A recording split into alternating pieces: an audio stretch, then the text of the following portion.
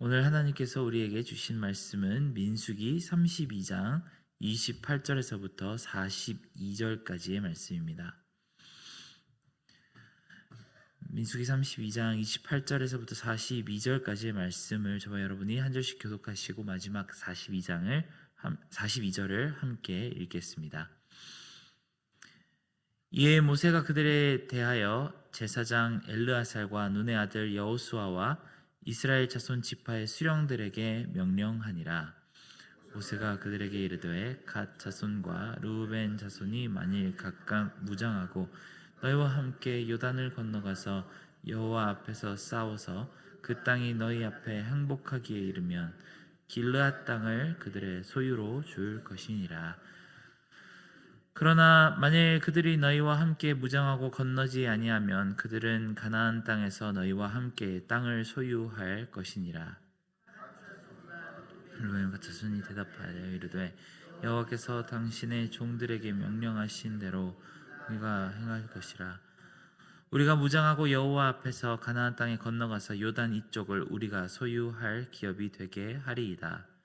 모세가 갓 자손과 르우벤 자손과 요셉의 아들 므낫세 반 지파에게 아모리인의 왕 시온의 나라와 바산 왕 옥의 나라를 주되 곧 그의 땅과 그 경내의 성읍들과 그 성읍들의 사방 땅을 그들에게 주매 갓 자손은 디본과 아다롯과 아로엘과 아다롯 소반과 야셀 욕부아와 벤니므라와 벳하란들의 견고한 성읍을 건축하였고 또 양을 위하여 우리를 지었으며 르우벤 자손은 헤스본과 엘르알레와 기리아다임과 느버와 바알무온도를 건축하였고 그 이름을 바꾸었고 또 신마를 건축하고 건축한 성읍들의 새 이름을 주었고 므낫세의 아들 마길의 자손은 가서 길앗을 쳐서 빼앗고 거기 있는 아모리인을 쫓아내매 모세가 길르앗을 므낫세의 아들 마길에게 주매 그가 거기 거주하였고 므낫세의 아들 야엘은 가서 그 촌락들을 빼앗고 하봇 야엘이라 불렀으며 함께 읽겠습니다. 노바는 가서 그낫과 그 마을들을 빼앗고 자기 이름을 따라서 노바라 불렀더라. 아멘.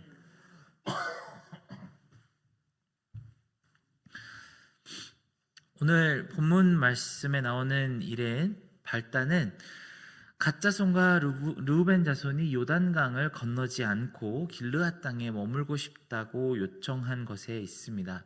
이 위대한 여정에서 보상만 취하고 함께 싸울 전쟁에서는 빠질 것처럼 들리죠. 우리가 여호수아에서 볼 수 있는 것처럼 모세의 시대가 끝나고 여호수아가 요단강을 마치 홍해를 건너듯이 건너오고 그때부터 새로운 시대가 열리게 됩니다. 하나님이 새로운 세대에게 언약을 이루시는 그 귀중한 사건들이 앞에 기다리고 있습니다.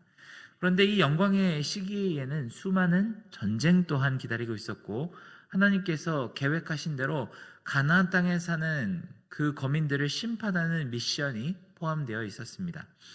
하나님께서 아브라함에게 말씀하셨던 것처럼 우상에게 온갖 음란한 행위로 경배하고 자녀를 제물로 드리며 도덕이 완전히 무너진 삶을 살았던 가나안 사람들을 벌하고 그 땅을 취하게 하신 것이 바로 하나님께서 이스라엘에게 주신 사명이었습니다. 이 사명을 아주 단편적으로만 살펴보면 이스라엘 자손들이 이 기름지고 풍요로운 가나안 땅을 얻어서 영원히 대대손손 행복하게 사는 것이었습니다. 하지만 깊이 있게 말씀을 묵상해 보면 그저 잘 먹고 잘 사는 목표를 위해 가나안 땅으로 나아가고 있는 것이 아니었습니다. 그저 삶을 행복하게 사는 것이 목적의 전부였다면 가장 쉽고 빠르게 이집트에 있을 때 파라오의 마음을 바꾸면 되었을 것입니다. 바로 왕과 이스라엘의 관계가 옛날 요셉의 때와 같이 되돌아갈 수 있었다면 아마 가장 편했을 것입니다. 하지만 이스라엘 백성이 유월절 어린 양의 피로 구원을 받고 홍해를 건너야 했던 이유가 있다면 그들이 멸망과 우상의 도시인 이집트를 떠나서 하나님을 영원히 섬길 약속의 땅에 도달하는 것이었습니다. 이 과정으로 인해 백성들이 얻는 것도 있었지만 더욱 중요한 것은 이 백성들이 진심으로 여호와 하나님을 섬기며 그 하나님의 영광이 열방 가운데 드러나게 하는 것이었습니다. 그리고 우리가 아주 잘 알듯이 여호수아의 기에 정복된 이 역사로 인해서 하나님의 능력이 놀랍게 나타나야만 합니다. 마치 메뚜기 때와도 같았던 이 백성이 어떻게 거인들이 사는 땅 가나안을 심판하고 징벌을 가져다 줄 수 있는지 보여주는 놀라운 하나님의 계획이 이미 준비되어 있었습니다. 그런데 처음 갓 자손과 르우벤의 자손이 모세에게 건넨 이 요구는 마치 이 거룩한 전장에서 자기들은 빠지겠다고 말하는 것 같이 들립니다. 굳이 요단강 건너편의 비옥한 땅이 아니더라도 길르앗 땅만 보아도 충분히 만족할 만한 공간에 목초가 있었기 때문에 그곳에 남는 것이 좋겠다며 모세에게 말합니다. 그러니 모세는 그들의 요구를 선하게 생각할 수가 없었습니다. 우리는 종종 신앙생활을 하면서 이런 모습의 신앙 자세를 가지고 있지 않은지 돌아보아야만 하겠습니다. 교회를 다니면서 공동체 가운데 좋은 것만 취하고 마땅히 행해야 할 의무는 피하고 싶어 하는 모습이 그것입니다. 하나님의 복도 받고 싶고, 기도할 때 응답도 얻고 싶고, 어려울 때 위로도 받고 싶습니다. 교회 공동체에 속해 있을 때 누릴 수 있는 장점도 포기하고 싶지 않습니다. 그런데 신앙인으로 살면서 반드시 짊어져야 하는 짐을 지기 싫어하는 그런 모습을 분명 우리에게서도 발견할 수 있을 것입니다. 우리가 하나님의 말씀을 통해서 배우는 구원은 분명히 우리를 자유롭게 합니다. 하지만 이 자유는 조금 더 책임감 없이 우리가 하고 싶은 것을 누리게 하는 자유는 분명히 아닐 것입니다. 더 죄책감 없이 죄를 지을 수 있는 자유는 절대 성경이 말하는 자유가 아닙니다. 반대로 죄의 속박이 없이 더 자유롭게 하나님의 말씀에 순종할 수 있는 자유가 성경이 말하는 자유입니다. 아무리 성경이 모든 속박을, 결박을 끊는다고 해도 신앙생활에 아무런 의무가 없을 수는 없습니다. 갓지파와 르우벤 지파 사람들이 원하는 것은 하나님의 언약 백성이 되기를 포기하며 길르앗 땅을 얻는 그런 것을 바라는 것이었을까요? 전혀 그래서는 안 될 것입니다. 그러니 이 두 지파의 자손들도 요단을 건너야 하고 거룩한 전쟁에 참여해야지만 합니다. 그래야 길르앗 땅을 하나님의 언약 속에서 얻을 수 있고 대대손손 영원히 상속할 수 있습니다. 만약 그렇지 않았다면 이들 또한 가나안 사람들 중 하나처럼 되고 말 것입니다. 이 법칙이 지금 우리에게도 얼마나 완전하게 적용되고 있는지 함께 생각해 보길 바랍니다. 하나님 믿고 예수님 영접한 사람으로서도 반드시 싸워야만 하는 싸움이 있습니다. 그저 이익만 쏙 골라먹고 책임을 회피할 수는 없습니다. 첫 번째로 우리는 죄와 싸워야만 합니다. 마치 여호수아의 군대가 가나안과 싸웠던 것처럼 치열하게 우리 안에 남아있는 가나안의 모습, 바로 그 죄와 싸워야만 할 것입니다. 이 싸움은 혈과 육의 싸움이 아니라고 말하지만 어떤 의미에서는 혈과 육의 싸움과 크게 다르지 않습니다. 우리가 죄와 싸우는 방법은 무엇일까요? 그저 마음을 착하게 하려고 영적인 세계에서만 이루어지는 모호한 그 죄의 세력과 싸우는 것이 아니죠. 매일의 습관을 다스리고 거룩하지 못한 입술을 쳐야 하며 유혹을 견뎌내야 합니다. 고통스러운 시간을 지날 때에 낙심하지 말고 인내의 열매를 맺으며 우리의 이웃을 마치 내 몸과 같이 사랑하는 것이 바로 우리가 죄와 싸우는 방법입니다. 신앙인으로 살면서 죄와 싸우는 결과가 물리적인 세계에 나타나야만 하고 눈에 보이는 삶의 변화로 전개되어야 합니다. 이 전투에서 이기면 이길수록 겉으로 보이는 우리의 삶과 언행 또한 분명히 변화를 경험하게 될 것입니다.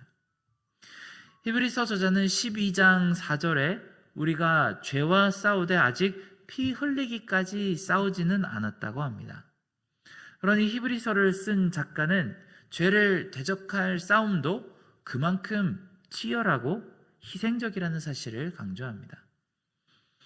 하나님의 말씀은 절대 그 격렬한 죄와의 싸움 없이는 하나님 나라를 얻을 수 없다고 가르칩니다. 이런 전쟁이 없이 기독교 신앙의 좋은 것만 취하고 피하고 싶은 것은 도망할 수 있는 방법은 없습니다. 또한 하나님의 나라를 위해 열정과 공의의 싸움이 필요합니다. 여기서 말하는 공의는 여러 가지 측면을 포함합니다. 구약 성경에서 차디크라고 말하는 이 공의는 그저 나쁜 사람들에게 심판과 멸망을 던지는 단순한 모습을 뜻하지 않습니다. 우리가 속한 사회나 도시, 공동체를 하나님 나라와 같게 만드는 모든 수고를 전부 포함하는 것이 하나님의 공의입니다. 만일 우리 뉴욕 장로교회가 하나님 나라의 일부인 것처럼 만들고자 한다면 우리는 무엇을 해야 할까요? 우리가 늘 기도하고 기대하듯이 예배가 살아있고 다음 세대가 넘쳐나며 하나님의 은혜로 인해서 모든 공동체원들이 입가에서 미소가 떠나지 않는 그런 공동체를 만들려면 어떻게 해야 될까요? 방법론만 볼 때는 굉장히 간단합니다. 하나님께서 원하시는 공의를 이루어 나가면 됩니다. 서로를 열심히 사랑하고 형제 자매의 필요를 채워주며 극심한 어려움을 겪고 있는 지체와 함께 울어주면 됩니다. 예수님께서 새 계명을 주시며 서로 사랑하라고 말씀하신 것을 있는 그대로 실천하면 됩니다. 사실 하나님께서 요구하시는 공의는 바로 미가서 6장 8절에 말씀하는 이것입니다.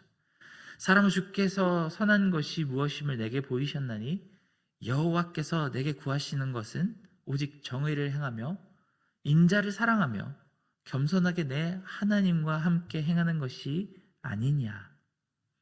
그러니 교회에서 공의를 행하는 방법은 내가 옳다고 생각하는 것을 큰 목소리로 주장하고 관철시키는 것이 아닙니다. 내가 보았을 때 영 잘못되고 있는 것, 마음에 들지 않는 사람을 정죄하고 비판하며 치워버리는 것이 공의라고 생각한다면 정말로 큰 오해일 것입니다. 오히려 이것은 세상 사람들이 말하는 정의에 가깝습니다. 하나님의 나라의 정의는 완전히 다른 것을 우리에게 요구합니다. 이런 영적인 싸움은 어찌 보면 칼을 뽑아들고 나가서 적군과 맞서 싸우는 여호수아의 군대와 같은 방법이 훨씬 쉬운 싸움을 싸웠던 것일지도 모르겠습니다만 그들은 그저 눈앞에 보이는 적을 쓰러뜨리면 되었지만 우리는 보이지 않는 나 자신의 죄와 싸워 이겨야 하고 피와 폭력이 아닌 은혜와 사랑으로 공의를 이루어야 합니다. 하지만 이 영적인 싸움에서 놀라운 한 가지 인사이트를 구약으로부터 얻어가기를 바랍니다.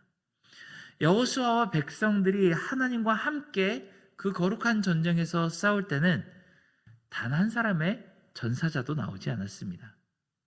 가나안 군대 입장에서는 정말 억울하게도 불사의 군대와 맞서서 싸웠습니다. 자기 편 용사들은 하나씩 옆에서 죽어나가는데 여호와 군대의 전쟁에선 아무리 길어져도 그 이스라엘 백성 중에는 아무도 죽지 않았습니다. 이렇게 일방적이고도 불공평한 싸움이 세상에 어디에 있을까요? 심지어 나중에 다윗의 군대 이야기를 읽어보면 더 심각한 내용들이 많이 나옵니다. 다윗의 군대 장관들과 그 용사들은 마치 하늘나라 군사라도 된 것처럼 혼자서 수백 명의 블레셋 사람들의 군대를 무너뜨렸다는 기록까지 찾아볼 수 있습니다. 하나님과 함께 싸우면 그 싸움이 정말 고되고 힘들지라도 절대 죽지 않습니다. 아무리 강한 적군이 사방에서 몰아쳐도 언젠가는 전부 이기고 승리합니다. 애초에 하나님이 이 언약 백성에게 야곱에게 주신 이스라엘이라고 하는 그 이름의 뜻이 무엇인지 기억하십니까? 이스라엘이란 이름의 뜻은 하나님과 싸워 이김이라는 뜻을 가지고 있습니다. 우리는 이스라엘의 군대입니다. 지금 정치적으로 팔레스타인과 싸우고 있는 그 사람들 말고 하나님의 언약 안에 모인 하나님 나라에 속한 이스라엘 군대 중에 우리가 포함되어 있습니다. 우리 또한 하나님의 나라를 영원히 상속받게 될 것이란 약속을 받았고 언젠가 우리의 분깃을 반드시 얻게 될 것입니다. 그리고 우리가 하나님 나라에서 그 분깃을 받으려면 우리 또한 주님께서 싸우시는 그 영적인 전쟁에서 함께 싸워야만 합니다.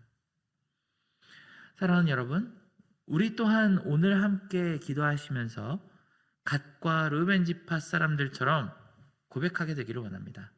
32절에 이렇게 그들은 고백합니다. 우리가 무장하고 여호와 앞에서 가나안 땅에 건너가서 요단 이쪽을 우리가 소유할 기업이 되게 하리이다 라고 합니다. 요단 이쪽의 땅을 정당하게 기업으로 받으려면 전쟁을 준비하고 가나안 땅으로 넘어가야만 합니다.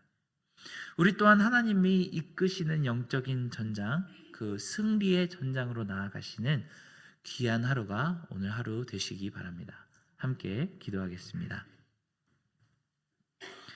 사랑하는 하나님, 우리 앞에 놓인 전쟁을 우리가 바라보게 하여 주시옵소서. 우리가 하나님께서 주시는 그 영적인 좋은 것만 생각하고 위로만 생각하고 우리가 마땅히 짊어져야 될 영적인 전투의 사명을 외면하지 않도록 도와주시고 우리가 날마다 싸워야 할 죄와 싸우고 날마다 싸워야 할 불의와 싸우고 날마다 인내하여 언젠가는 여호와와 함께 싸워 이기는 하나님의 군대가 되게 하여 주시옵소서. 이 모든 것에 감사드리며 예수님의 이름으로 기도드렸습니다. 아멘.